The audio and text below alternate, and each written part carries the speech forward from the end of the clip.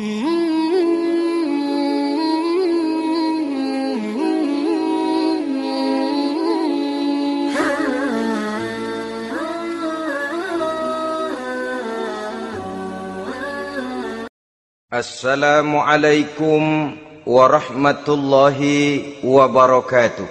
Waalaikumsalam warahmatullahi wabarakatuh. Bismillahirrahmanirrahim. Alhamdulillahi rabbil alamin. Wassalatu wassalamu ala ashrafil anbiya'i wal mursalin, Sayyidina wa maulana Muhammadin wa ala alihi wa ashabihi al-mujahidin at-tahirin, amma ba'du. Saudara-saudara kaum muslimin seiman dan sekeyakinan yang berbahagia, pada suatu hari seketika sedang berkumpul dengan para sahabat, Rasulullah pernah memberikan peringatan. Beliau bersabda, yushiku an tada'a alaikumul umamu kama tada'al akalatu ala qas'atiha. Pada suatu saat nanti akan datang di tengah-tengah kamu, wahai umat Islam, di mana orang-orang lain di sekeliling kamu akan bersatu mengerubungi kamu seperti bersatunya orang-orang mengerubungi makanan di atas meja hidangan. Akan datang satu saat nanti di mana kondisimu dikepung sedemikian rupa, yang barat mau menerkam, yang timur mau menghantam, yang selatan mau menginjak-injak, yang utara pun akan menjelajah. Kondisimu seperti makanan di atas meja hidangan. Sebagian sahabat merasa heran dan terkejut, lalu mereka bertanya, amin qillati nahnu yawma izin ya Rasulullah? Apakah jumlah kami pada waktu itu sedikit ya Rasul? Kami sampai dikepung sedemikian rupa? Beliau menjawab, bal antum yawma izin katsir. Sama sekali tidak. Kamu tidak sedikit pada saat itu. Bahkan jumlahmu sangat banyak. Kamu adalah mayoritas. Walakinnakum ghusa'un ka ghusa'is sail. Tetapi keadaanmu saat itu persis seperti buih di lautan. Banyak tetapi centang perenang. Banyak tetapi tidak punya daya dan kekuatan. Banyak tapi dipermainkan gelombang lautan, dihempaskan ke tepian pantai tanpa punya makna dan arti. Kondisimu pada saat itu kuantitas yang tanpa kualitas, sehingga orang lain enak saja mengepung kamu. Akidahmu didangkalkan, dibanjiri dengan peradaban dan kebudayaan yang menjauhkan dari agama. Dari segi maksiat dan munkarat seluruhnya mengepung sampai kita melepaskan nilai-nilai Islam kita ini. Dan celakanya, sambung beliau, waliyanzi'anna fi qulubi aduwikumul mahabata minkum. Akan dicabut kehebatanmu di mata musuh-musuhmu, sehingga pada saat seperti itu orang lain memandangmu umat Islam enteng saja, remeh saja, tidak ada apa-apanya. Sudahlah, pokoknya umat Islam sikat saja. Umat Islam enteng, umat Islam kecil, umat Islam tidak ada apa-apanya. Alangkah ironinya, alangkah menyedihkannya, memilukan dan sekaligus memalukan. Umat yang mayoritas ini dipermainkan oleh yang minoritas. Umat yang jumlahnya terbesar, terbanyak, bahkan konon menurut catatan sampai 90%, tapi dipermainkan oleh mereka, kelompok-kelompok kecil ini. Waliyakzifanna fi qulubikumul wahn. Pada saat itu di hatimu dicampakkanlah penyakit wahan. Sahabat kemudian bertanya, wa mal wahnu ya Rasulullah? Apakah penyakit wahan itu ya Rasul? Beliau menjawab, hubbud dunya wa karahiyatul maut. Penyakit wahan itu tidak lain hubbud dunya wa karahiyatul maut. Terlalu cinta kepada dunia dan terlalu takut kepada mati. Materialistis dan takut resiko. Dua penyakit inilah yang menyebabkan walaupun umat ini mayoritas, tapi dipermainkan oleh yang minoritas. Walaupun dia golongan terbesar, tapi nasibnya seperti makanan di atas meja makan. Dari segala macam penjuru mau menghantam dia. Saudara-saudara kaum muslimin yang berbahagia, ini merupakan analisa sosial bahwa pada satu saat nanti akan terjadi di tengah-tengah umat di mana kita dihantam dan diserbu dari segala macam penjuru. Akidah didangkalkan, peradaban dan kebudayaan dirusak, makanan dan minuman diracuni, pakaian ditelanjangi dan lain sebagainya, sampai kita melepaskan nilai Islam yang kita cintai ini. Kondisi sosial ini satu saat akan datang kepada kita.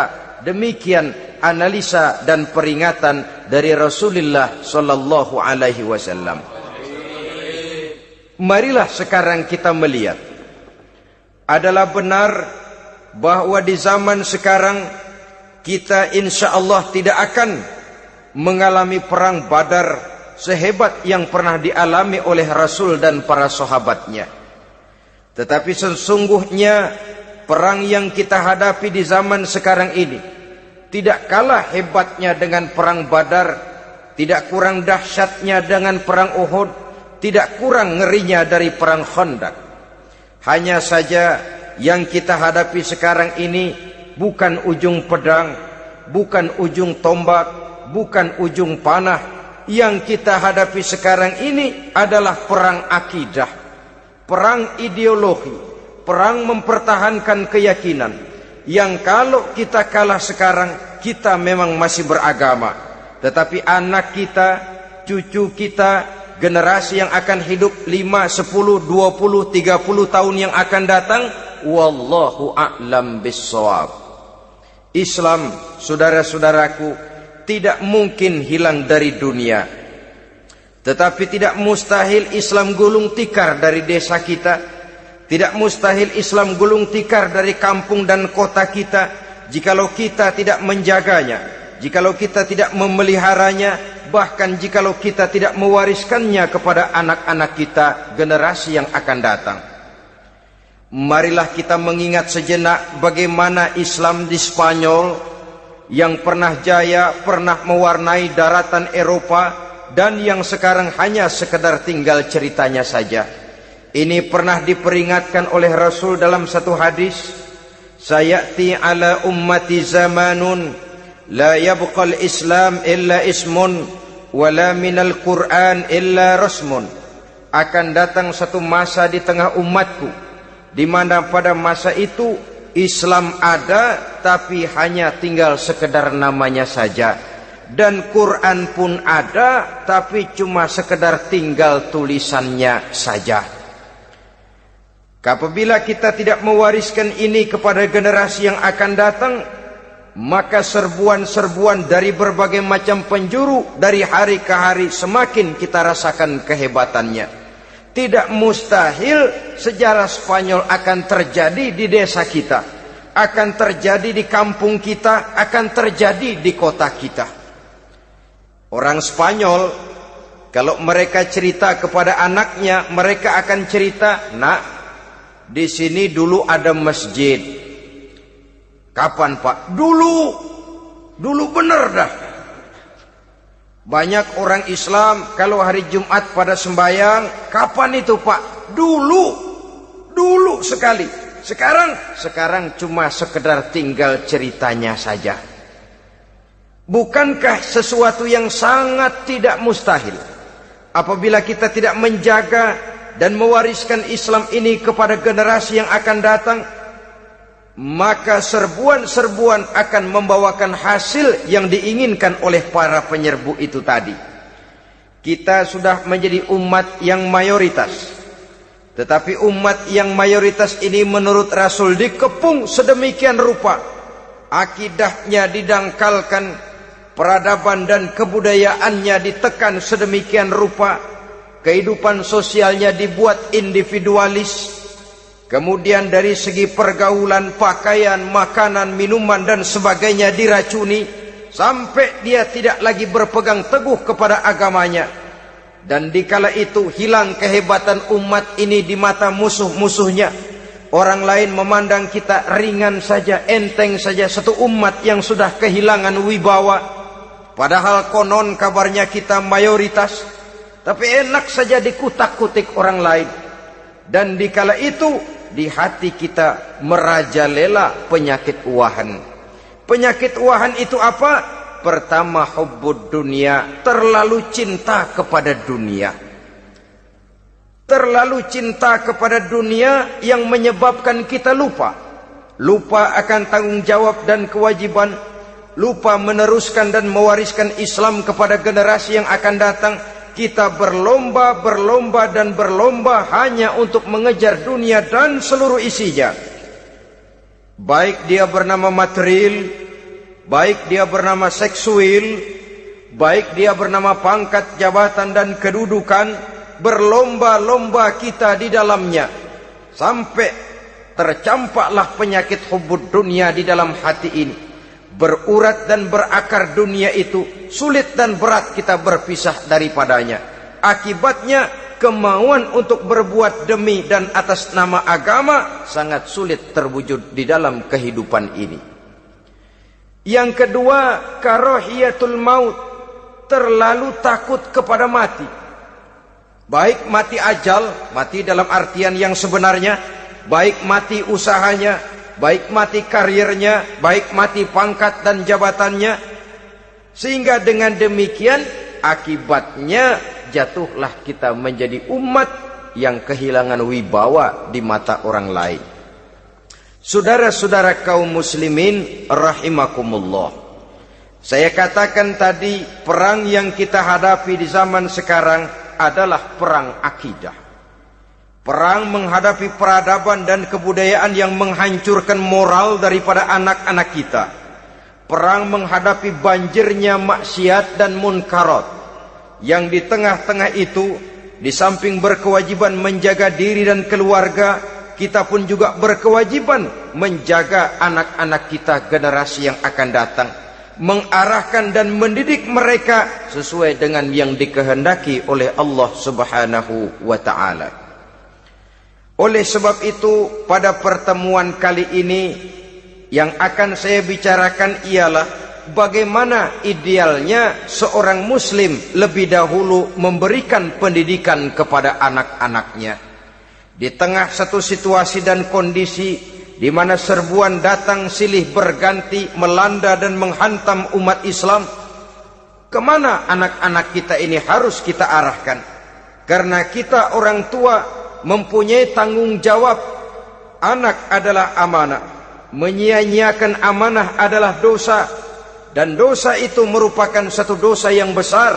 Bahkan orang tua bisa saja masuk neraka kalau tidak bertanggung jawab tentang anak-anaknya.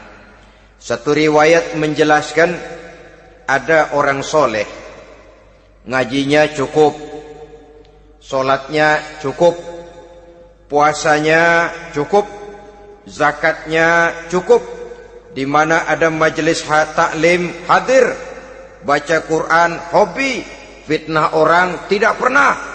Di akhirat setelah disidang dia ternyata lebih banyak kebaikannya daripada kejahatannya, maka dia pun diperintahkan dan dipersilahkan masuk ke dalam surga. Giliran anaknya disidang, biang okem nih anak. Ditanya, siapa Tuhanmu? Tidak tahu. Siapa nabimu? Ente nyaho. Apa kitabmu? Ora gelem. Kamu pernah sholat? Tidak. Zakat? Tidak. Puasa? Tidak. Judi? Hobi. Zina? Tiap malam. Mabuk? Berat. Wah, brengsek kamu. kebaikan tidak ada barang sedikit pun, sementara kesalahan dan dosa berlipat ganda. Kamu neraka.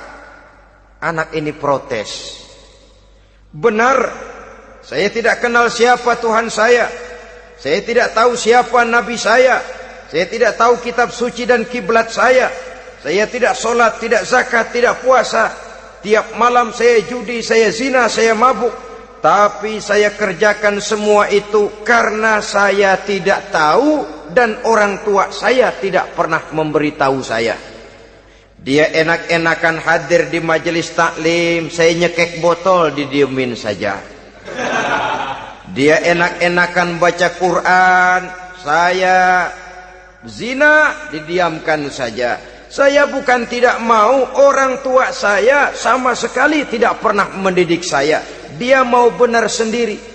Maka kalau sekarang saya harus masuk ke dalam neraka, saya menuntut agar orang tua saya ikut sama-sama bergabung dengan saya ke dalam neraka. Gara-gara dia tuh saya jadi begini.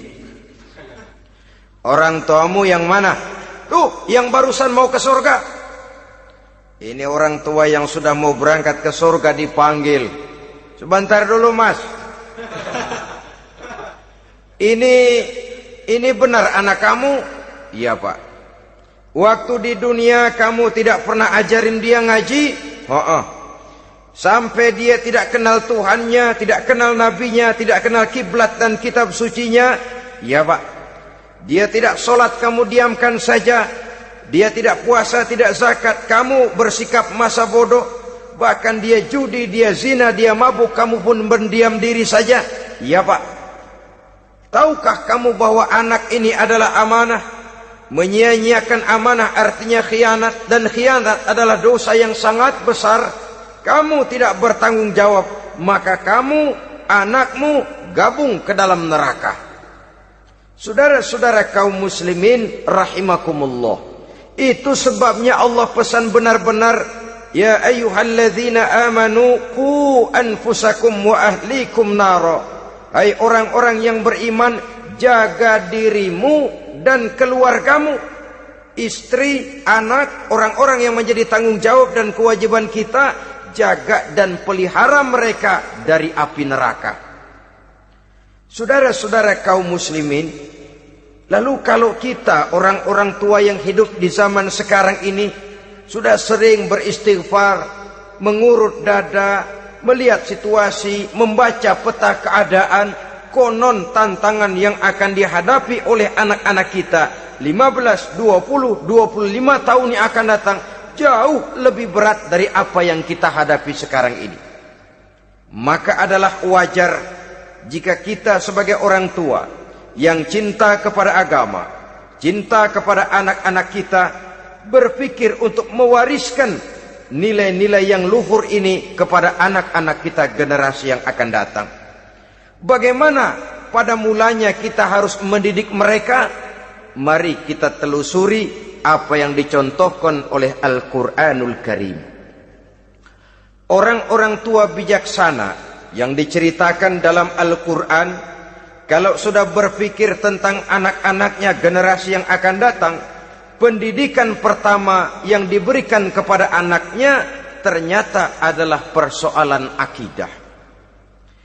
Nabi Ibrahim, pertanyaan yang paling merisaukan beliau buat anak cucunya ialah, ma ta'buduna min ba'di. Saudara bisa lihat surah Al-Baqarah ayat 133. Anak-anakku, kalau pada satu saat nanti aku, ayahmu ini sudah tidak ada lagi, meninggalkan kamu semua, meninggalkan kehidupan dunia ini, ma ta'buduna min ba'di, apa yang akan kamu sembah nak kalau ayah sudah tidak ada lagi? Jikalau ayahmu sekarang masih rajin ke masjid, melakukan rukuk dan sujud, i'tikaf dan membaca Quran, kalau satu saat ayahmu meninggalkan dunia ini, masihkah engkau mau ke dalam masjid? Masihkah engkau rukuk dan sujud? Masihkah engkau i'tikaf? Ma ta'buduna min ba'di, apa yang akan kamu sembah kalau aku ayahmu tidak ada lagi nak? Ditanamkan bukan hanya keyakinan bertauhid, sekaligus juga menyembah kepada Allah yang kita yakinkan dengan tauhid itu tadi. Bukankah berbeda dengan kita kebanyakan orang tua sekarang? Kita tidak pernah berpikir ma ta'buduna min ba'di. Kalau bapak tidak ada, kamu nyembah apa nak? Kita orang tua sekarang pagi-pagi malah berpikir ma ta'kuluna min ba'di. Kalau bapak enggak ada, kamu nanti makan apa nak? Bukan nyembah apa yang kita pertanyakan, bukan nyembah apa yang kita khawatirkan, makan apa nak? Maka yang dicari lalu sekolah-sekolah yang bonafit, yang tidak peduli apakah itu merusak imannya, mematikan akidahnya, menghancurkan keyakinannya. Yang penting ada jaminan hari depan bisa dapat lapangan kerja. Akibatnya berduyun-duyun orang-orang tua muslim menyekolahkan anaknya di sekolah-sekolah yang bukan Islam, yang nyata-nyata membahayakan akidahnya, dididik dengan kultur dan budaya yang bertentangan dengan nilai-nilai agamanya. Bukankah ini berarti merelakan anak untuk dikafirkan? Bukankah ini artinya menyerahkan anak untuk ditulis menurut selera para pendidik yang tidak sesuai dengan nilai akidah yang dimilikinya? Mengapa kita tidak berpikir seperti Nabi Ibrahim, yang sebelum memberikan pendidikan kecerdasan, sebelum pendidikan matematika, IPS, PSPB dan disiplin ilmu lainnya, yang pertama ditanamkan ma ta'buduna min ba'di. Kalau ayahmu tidak ada, kamu menyembah apa nak? Menyembah Allah apa nanti malah menyembah harta? Menyembah Allah apa nanti malah mendewa-dewakan pangkat dan jabatan? Menyembah Allah apa malah nanti menyembah alam? Itu yang dikhawatirkan Nabi Ibrahim kepada generasi yang akan datang. Dan itu saudara-saudara yang seharusnya mengkhawatirkan kita kepada anak-anak kita, generasi yang akan datang. Lihatlah serbuan akidah di zaman sekarang ini. Dimanfaatkan kemiskinan kita umat Islam. Diberikan kita tawaran berupa beras, pakaian, obat-obatan, kalau perlu beasiswa, asal bisa melepaskan keislaman kita ini. Bertahap, sedikit demi sedikit, step by step, shibran bi shibrin wa zira'an bi zira'in. Dan harus saya ingatkan, orang di zaman sekarang tidak mungkin menghantam Islam secara frontal. Tidak mungkin menghantam Islam terang-terangan, apalagi mengerahkan satuan militer. Tidak. Orang berhitung bagaimanapun kondisi dan kualitasnya umat Islam, mereka masih punya satu modal penting, fanatisme agama. Kalau ini disulut, api jihad segera berkobar, dan hanya maut yang bisa menghentikan orang yang dibakar dengan semangat jihad. Orang tahu itu. Betapa Uni Soviet kedodoran menghadapi mujahidin Afghanistan yang disulut oleh semangat jihad yang berkobar dengan persenjataan yang primitif ketimbang persenjataan Uni Soviet. Entah mereka pantang surut mundur ke belakang. Jadi jangan mimpi bahwa orang mau menghantam Islam ini dengan melarang pengajian, meruntuhkan masjid, menyegel pondok pesantren. Tidak. Melarang orang sholat. Tidak. Kalau perlu masjid diperbanyak, musola diperbesar. Tapi bikin itu masjid seperti museum. Besar, megah, mercusuar, tapi bikin seperti museum. Tempat orang kagum, tempat orang memuji, tapi sunyi dari nilai-nilai ibadah. Saudara-saudara kaum muslimin, untuk sampai kepada penghantaman akidah, jalan yang paling mudah dirintis sekarang ini secara bertahap dan sistematis, memisahkan umat Islam dari Islamnya. Biarkan mereka bernama Muslim. Biarkan di atas kartu penduduknya tertulis agama Islam.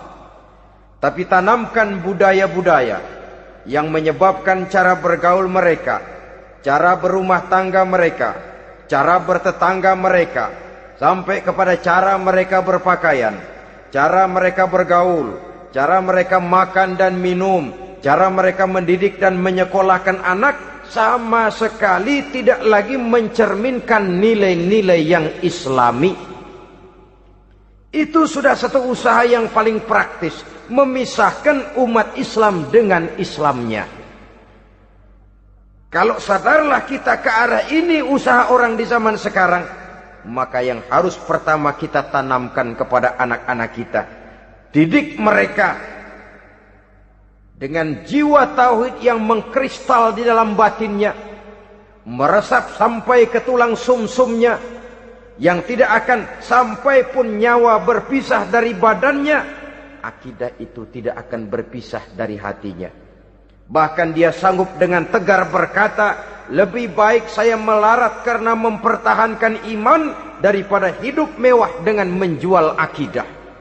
Satu khittah, satu garis kehidupan yang perlu kita wariskan kepada anak-anak kita, generasi yang akan datang. Dahulu ada satu tradisi, saudara-saudara. Kalau anak gadis kita dilamar orang,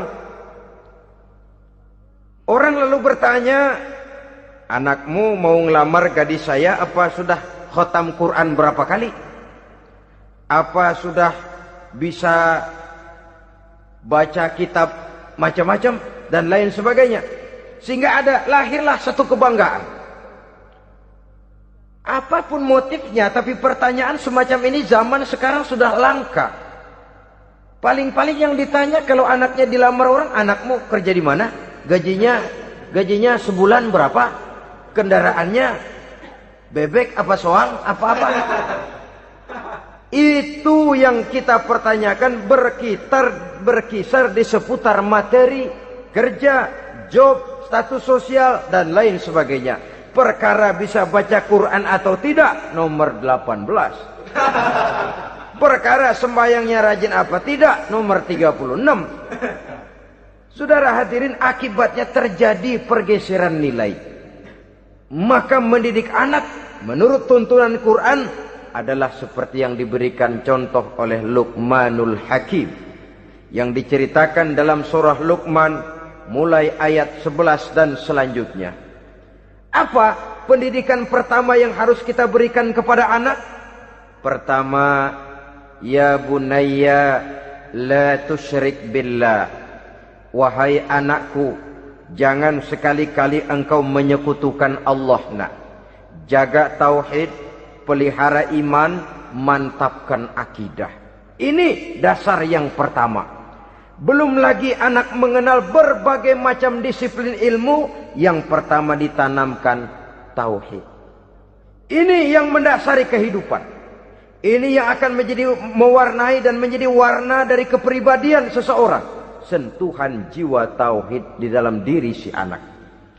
Belum lagi sempat dia kenal yang lain. Yang pertama yang kita tanamkan, kita wariskan, kita berikan, la tusyrik billah. Jangan sekali-kali menyekutukan Allah. Nah, kalau ini sudah tertanam, ini sudah merupakan satu fondasi yang kuat.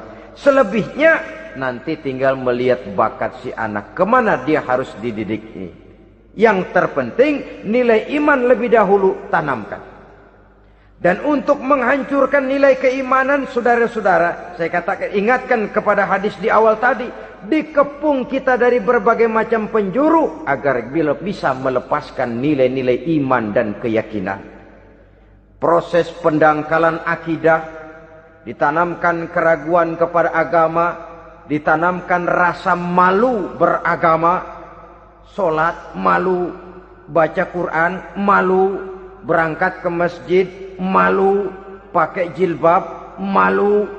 Ditanamkan rasa malu beragama, sehingga bertahap sedikit demi sedikit kita mulai berpisah dengan kehidupan beragama. Ditanamkan hal yang sedemikian rupa dari berbagai macam penjuru. Dihantam akidah, akidah kuat, dihantam dari segi peradaban dan kebudayaan. Diperbanyaklah peradaban dan kebudayaan yang bukan mendekatkan kita dengan agama, malah mendekatkan kita dengan neraka. menjauhkan kita dari agama, menjauhkan kita dari nilai-nilai luhur yang diwariskan oleh orang-orang tua kita terdahulu. Adalah kewajiban kita yang pertama, mendidik anak, menanamkan roh, jiwa, dan semangat tauhid di dalam diri mereka. Saudara-saudara kaum muslimin rahimakumullah, kenapa kita lebih dahulukan menanamkan jiwa, roh, dan semangat tauhid ini kepada anak-anak kita? Pertama, kita tidak hanya ingin sekedar mempunyai anak yang pintar, tetapi lebih daripada itu kita pun ingin mempunyai anak yang benar. Segala macam disiplin ilmu, segala macam bentuk penalaran ilmiah dan pengisian intelektualitas manusia mungkin di satu sisi akan membuat dia pintar, tapi di sisi lain belum tentu akan membuat dia benar. Nabi pernah memberikan peringatan, man izdada ilman walam yazdad huda lam yazdad minallahi illa bu'da.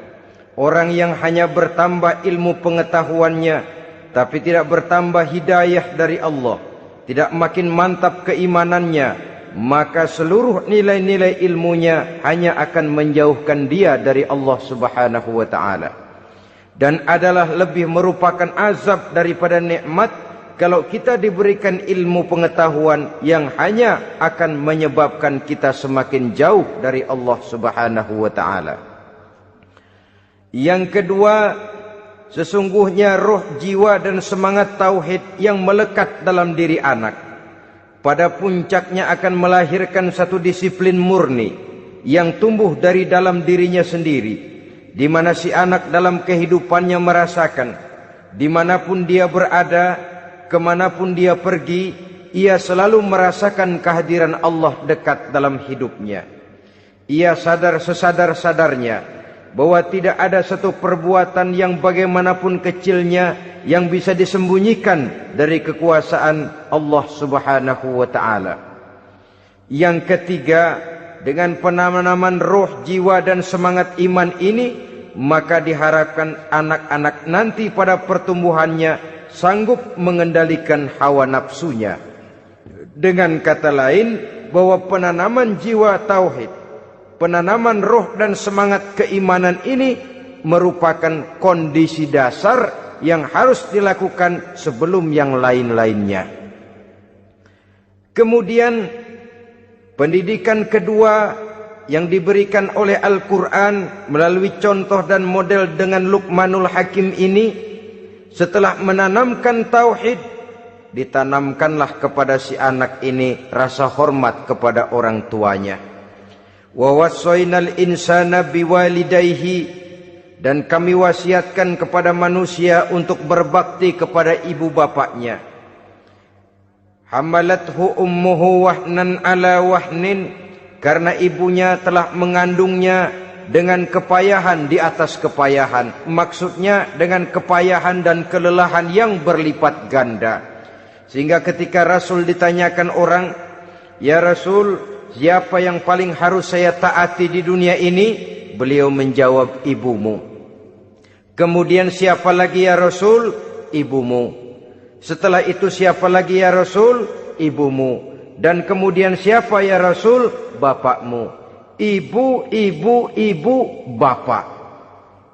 Bahkan al-jannatu tahta aqdamil ummahat, surga berada di bawah telapak kaki ibu. Bagaimana menanamkan rasa hormat kepada orang tua di hati anak? Tentu yang pertama, bagaimana orang tua bisa memberikan keteladanan. Marilah kita sebagai orang-orang tua ini menyadari bahwa sebelum anak kenal sekolah dasar, sebelum anak kenal TK, ibtidaiyah, sanawiyah, sampai kepada perguruan tingginya, yang pertama dia kenal adalah lingkungan rumah tangganya, gurunya adalah ibu bapaknya. Di sini berlakulah apa yang dinamakan keteladanan. Keteladanan jauh lebih berhasil daripada sekedar teori-teori yang muluk. Keteladanan jauh lebih berhasil daripada berbagai macam indoktrinasi dan penataran. Kurangnya keteladanan akan menyebabkan anak mencari pola. Apabila kita orang tua ini tidak bisa memberikan keteladanan yang baik kepada anak-anak kita, maka pada suatu saat anak-anak akan menganggap enteng dan kehilangan wibawa kita sebagai orang tua di mata mereka. Dikala itu akan sangat sulit kita membentuk kepribadian mereka. Bukankah di zaman sekarang ini kita banyak mengalami krisis wibawa, krisis figur? Ada yang karena rapotnya merah melulu gurunya dikeroyokin, Pak guru pulang sekolah dicegat, bahkan nyaris ada orang tua pernah dibunuh oleh anaknya sendiri, dan lain sebagainya. Kasus-kasus yang sebenarnya tidak perlu terjadi, karena memang bukan saja bertentangan dengan nilai budaya kita sebagai bangsa, tapi juga bertentangan dengan ajaran agama kita sendiri. Krisis wibawa, krisis figur, yang juga akibatnya harus kita sadari banyak faktor yang membentuk kepribadian anak. Pergaulannya, yang dibacanya, yang ditontonnya, yang disaksikannya di dalam kehidupan. Benar kita menyekolahkan mereka, tapi berapa jam mereka di sekolah? 6 jam, 7 jam paling lama. Sedangkan mereka hidup 1 hari 1 malam 24 jam. Kalau cuma 7 jam di sekolah, ini berarti lebih banyak dia di luar sekolah. Dan di luar sekolah itu artinya ya rumah tangganya, ya temannya, ya lingkungan di mana dia tinggal, yang seluruhnya sangat besar pengaruhnya dalam ikut membentuk kepribadian anak-anak kita. Saya katakan tadi, di samping kita menghadapi perang akidah, kita pun berhadapan di dalam perang menghadapi peradaban dan kebudayaan yang bukan saja menjauhkan kita dari agama, tetapi sanggup menghancurkan moral daripada anak-anak kita. Secara pribadi, saudara-saudara, saya iri, saya kagum misalnya dengan kemajuan yang diperoleh oleh negara tetangga kita, Jepang misalnya. Padahal tahun 45 ia pun hancur lebur oleh meledaknya atom di Hiroshima dan Nagasaki. Tapi bagai satu tenaga raksasa kemudian Jepang bangkit menjadi satu negara superpower di Asia. Bahkan gurunya saja Amerika sekarang ini kewalahan menghadapi perang dagang dengan Jepang ini.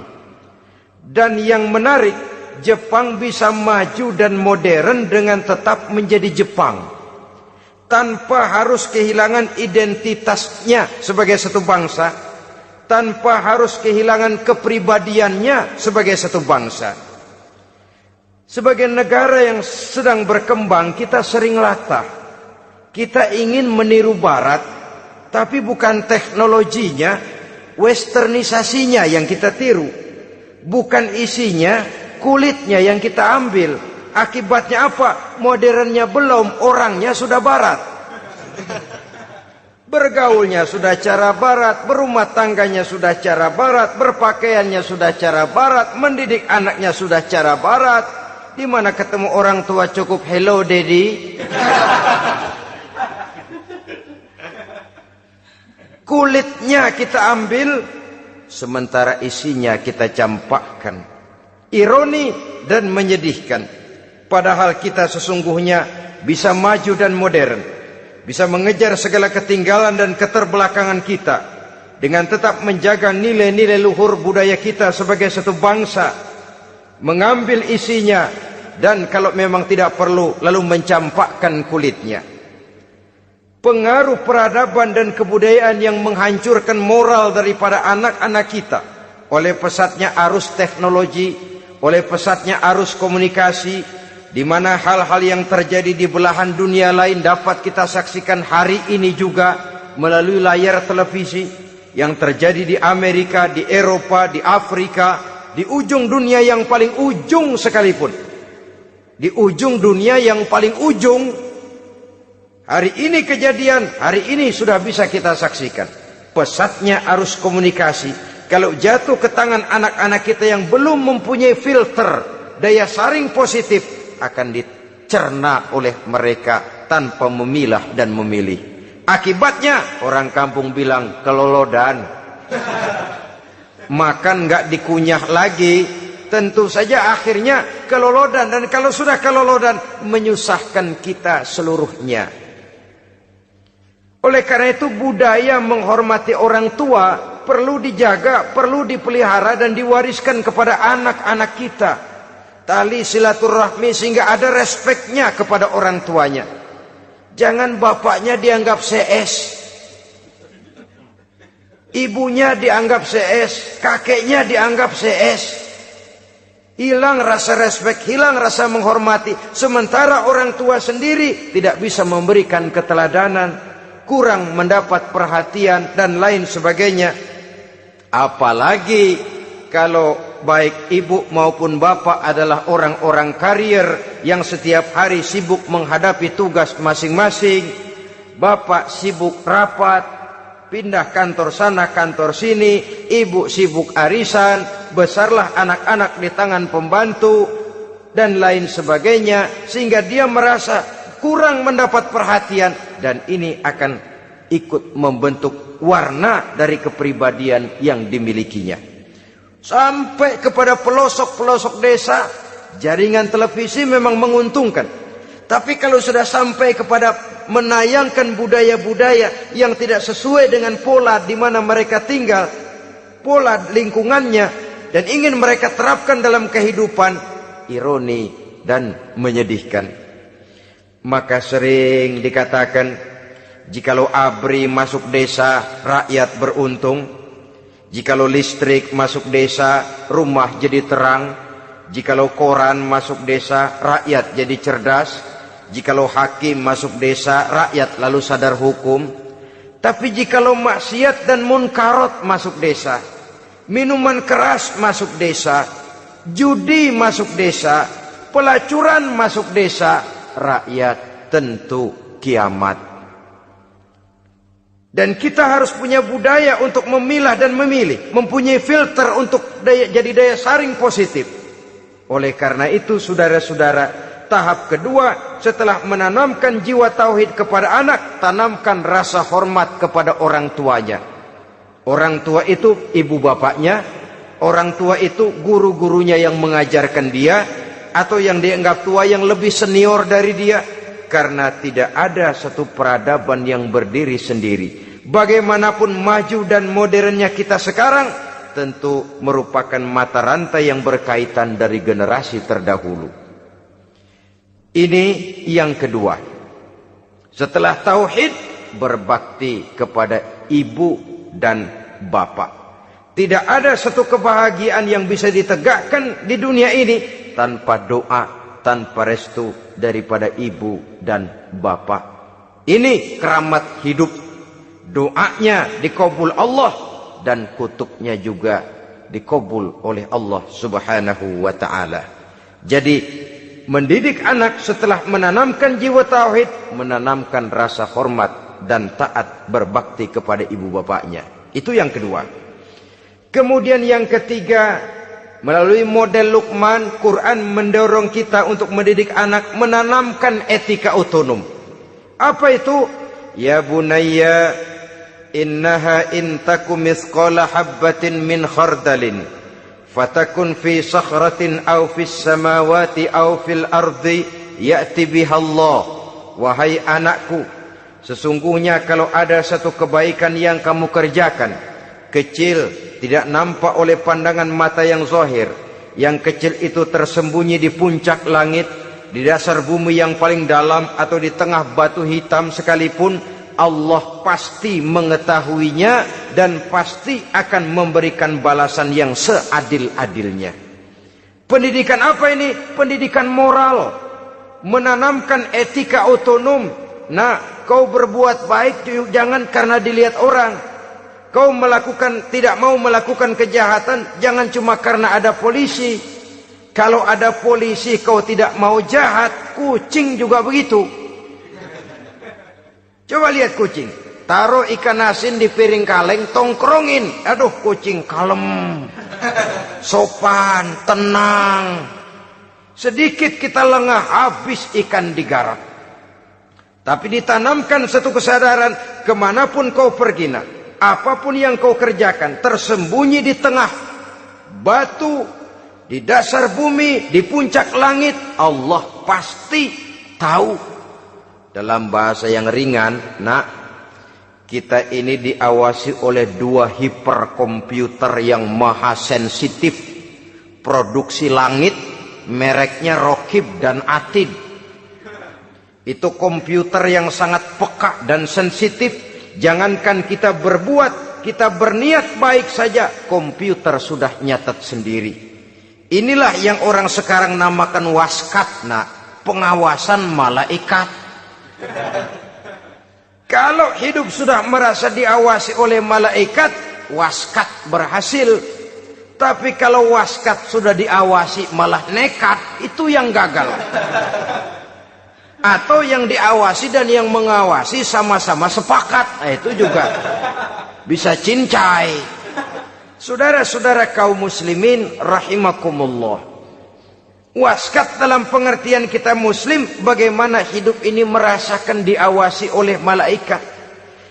Intelektualitas yang tinggi sekalipun, IQ yang nilainya plus sekalipun, disiplin ilmu yang bagaimanapun banyak yang memenuhi benak kita, tanpa diiringi oleh etika otonom, orang sering mencari celah dan kesempatan.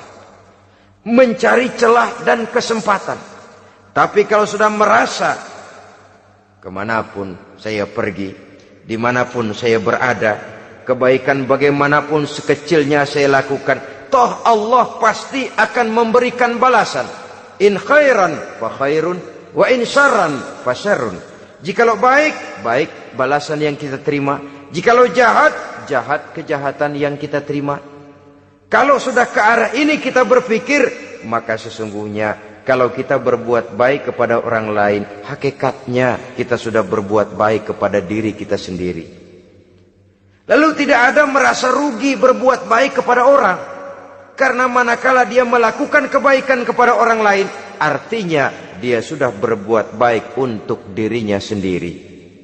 Jadi setelah tauhid, kemudian berbakti kepada ibu bapak, yang ketiga baru pendidikan tentang akhlak, tentang moral. Pola ini yang sering terlupakan oleh kita, bahwa bagi kita itu pendidikan tidak lain upaya mencerdaskan otak anak.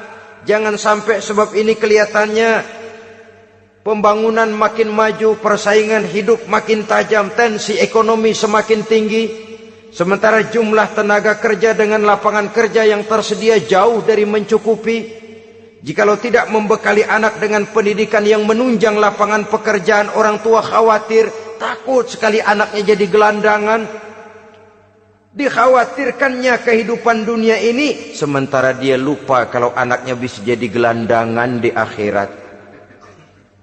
Padahal selama-lamanya gelandangan di dunia paling seumur manusia itu 60 tahun, 70 tahun lah umur orang sekarang. 70 itu sudah luar biasa itu. Tapi kalau harus menggelandang di akhirat, menjadi gelandangan di akhirat, alangkah menyedihkannya. Apakah akan kita korbankan satu kehidupan yang langgeng, abadi, cuma karena tertipu oleh fata morgana dan kamuflase? Kita korbankan yang sedikit, kita korbankan yang besar karena kita memilih yang sedikit. Dalam bahasa Al-Quran memang pernah diceritakan hidup ini hakikatnya perlombaan, saudara-saudara. Perlombaan. Dan di dalam perlombaan itu ada yang menang, ada yang kalah. Al-Quran lalu memberikan peringatan, Alhaakumut takatsur, kamu telah lalai karena berlomba-lomba memperbanyak harta, mempertinggi pangkat dan kedudukan, hatta zurtumul maqabir, sampai kamu akan masuk ke liang kubur baru sadar. Apalagi kalau nafas sudah sampai di tenggorokan. Persis Fir'aun sudah tenggelam di lautan merah, mau mampus, baru dalam sekaratnya, amantu birabbi Musa wa Harun, kalau begini caranya saya juga percaya kepada Tuhan Musa dan Harun. percaya kepada Allah. Sudah mau mati, baru amantu bi Rabbi Musa. Kami percaya kepada Tuhan Nabi Musa, kata Fir'aun. Malaikat maut kesel benar, dilelepin terus di laut. Mampus tuh sekalian. Hidup ini memang kita berlomba. Berlomba dengan waktu, berlomba dengan umur, berlomba dengan tenaga, berlomba dengan tetangga. Yang jangankan kita sampai mundur, berhenti saja sejenak, kita akan ditinggalkan oleh yang lain. Tiada kata mundur, bahkan tiada kata berhenti. Sekali kita melangkah, melangkahlah terus. Tapi berlombalah seperti yang dikehendaki Quran. Fastabiqul khairat. Berlomba-lombalah di dalam kebajikan. Jangan berlomba-lomba di dalam kemaksiatan, kemunkaran, kejahatan. Berlombalah dalam urusan kebaikan. Saudara-saudara kaum muslimin rahimakumullah. Tauhid, berbakti kepada ibu bapa, kemudian pendidikan tentang moral. Apabila pendidikan tentang moral sudah tertanam, barulah lihat bakat si anak. Kemana bakatnya? Anak saya kelihatannya dari kecil demennya main bedil-bedilan saja. Abri kali itu.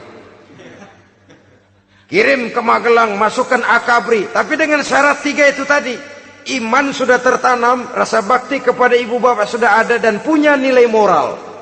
Sehingga boleh jadi nanti dia menjadi jenderal yang beriman, yang berbakti kepada ibu bapaknya, dan punya moral yang tinggi.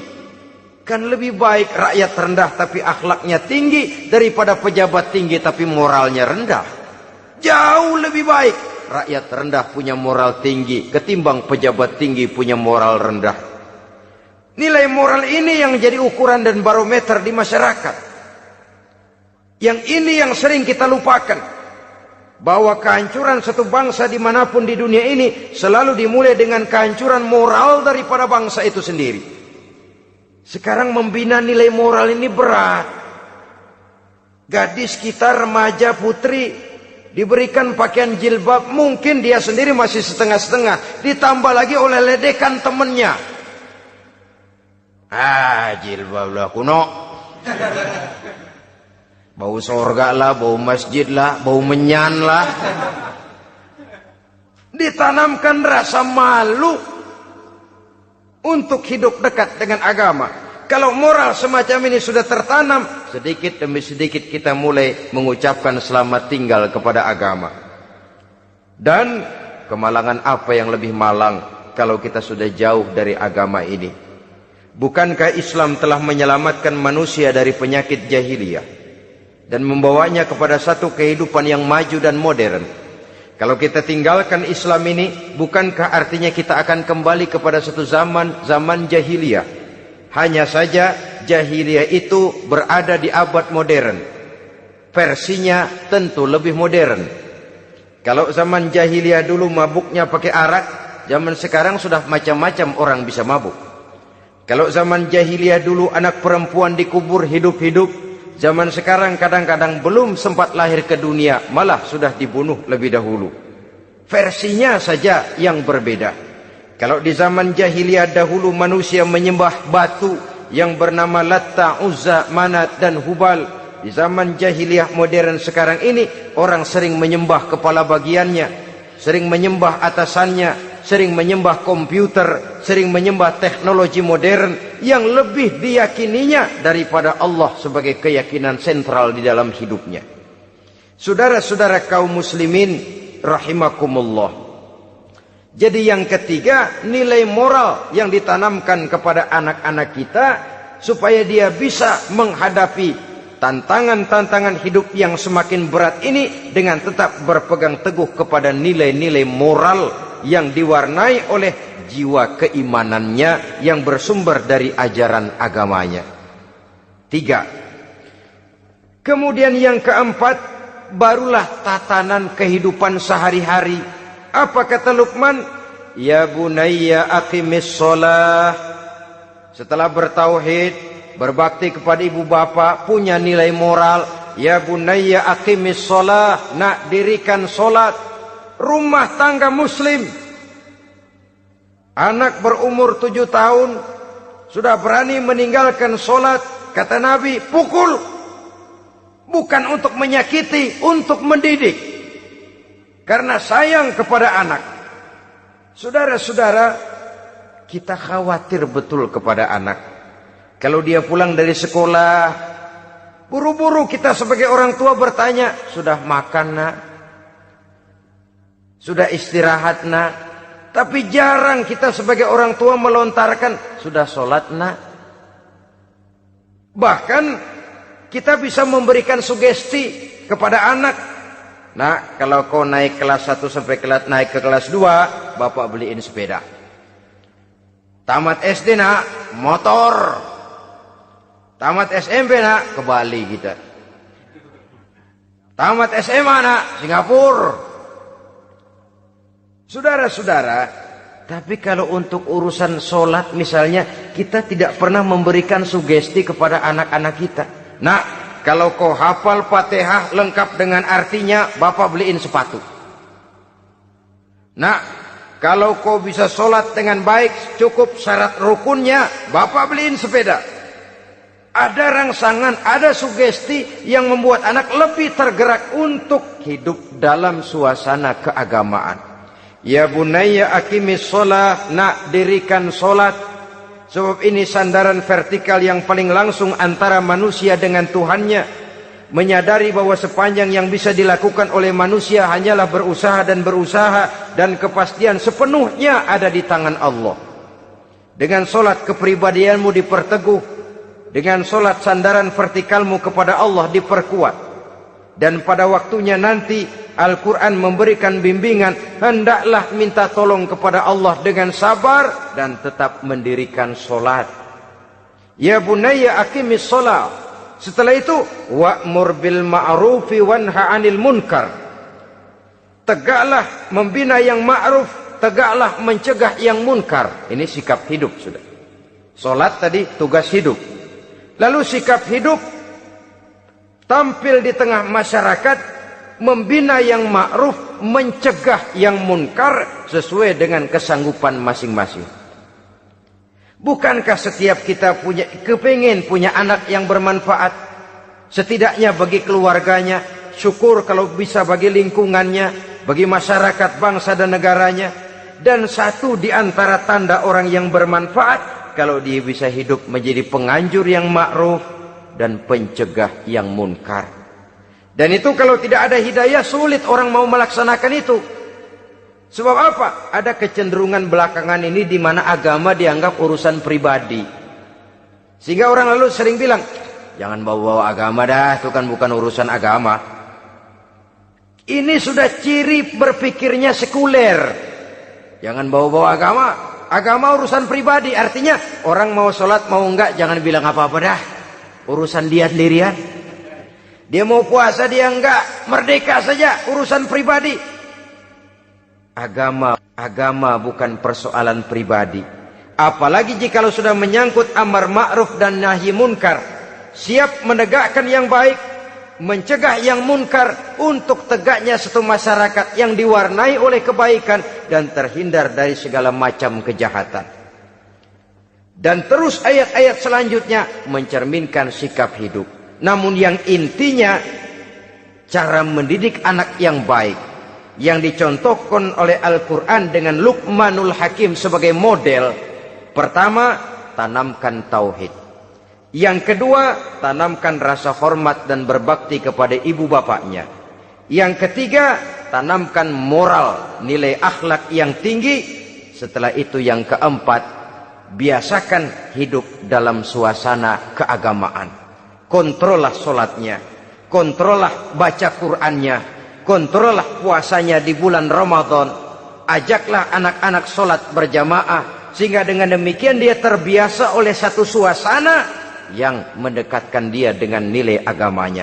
Dari sana diharapkan nilai-nilai ilmu yang didapatnya dari bangku sekolah akan menciptakan keseimbangan dengan yang ditanamkan oleh orang tuanya dalam bentuk yang dijelaskan oleh surah Luqman itu tadi. Sehingga apabila keseimbangan ini terwujud, akan menjalin keseimbangan dalam pola berpikir dan keseimbangan dalam pola berpikir akan melahirkan keseimbangan dalam perbuatannya. Terwujudlah kita harapkan insan yang fid dunya hasanah wa fil akhirati hasanah. Inilah harapan kita semua. Mudah-mudahan Allah memberikan kekuatan kepada kita untuk mewariskan nilai-nilai yang baik kepada generasi yang akan datang, sehingga esok harus lebih baik daripada hari ini, dan lusa harus lebih baik daripada hari esok.